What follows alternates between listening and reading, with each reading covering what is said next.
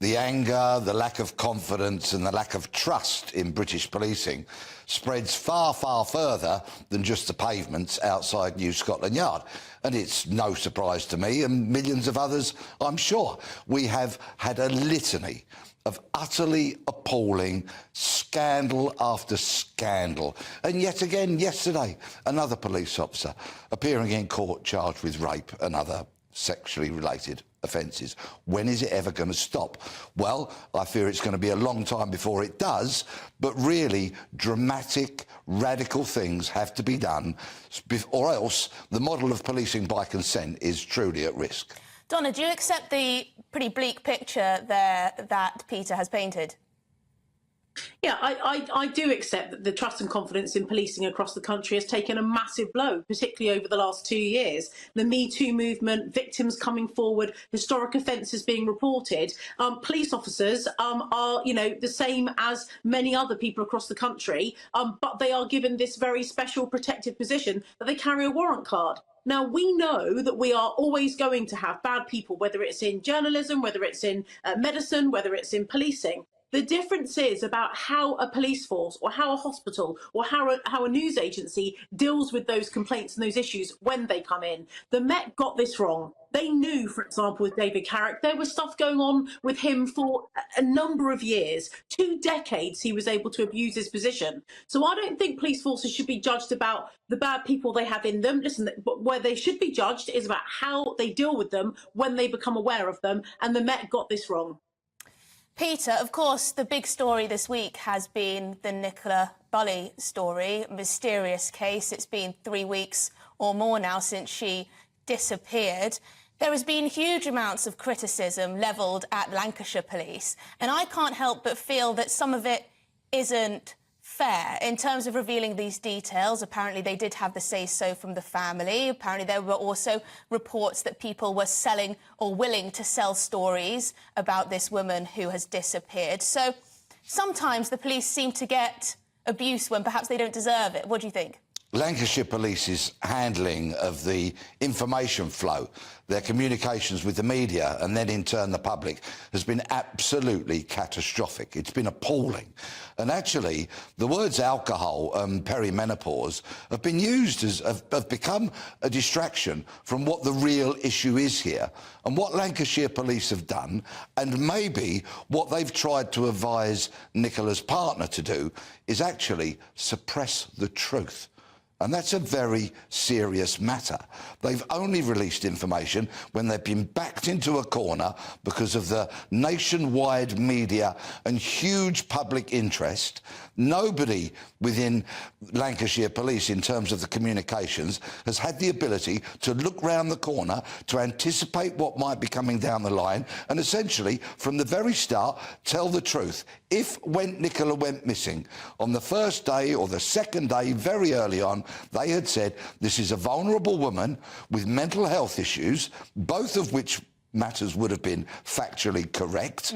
That would have quite possibly stopped any further more invasive details having to be released, and of course would have been truthful. Not to mention the fact, of course, that Lancashire Police chose not to release the details of their visit to Nicola's house on the 10th of January. That's the matter that's been reported to the IOPC, and once again we've got police behaving appallingly. But Donna, do you think they could have anticipated that this particular case would have had this much media and public interest? Because, of course, I think it's hundreds of thousands of people go missing in this country every year. Do you think perhaps they were simply overwhelmed, to put it kindly? Of course, they're not here to give their case.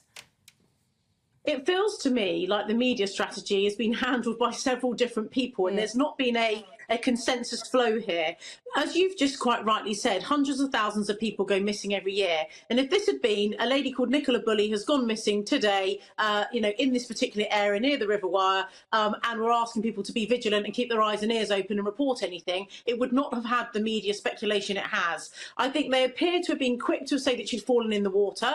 We obviously don't know the full facts of what's been going on. We only know parts of it. And so it is dangerous to us to be speculating. However, if she was registered as a missing missing person who perhaps was vulnerable, and normally that's as far as the police will go. So if it's someone who's got dementia, or it's a young person, a young female who's at risk of child sexual exploitation, a 16-year-old girl that may have gone missing, they will class them as vulnerable, which highlights to the public there is more going on here.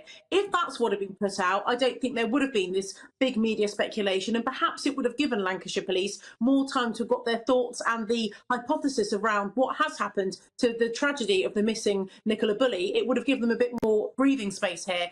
It doesn't appear to have been handled well, but like I say, I'm loath to criticise another police force at this stage because we only have a percentage of the information.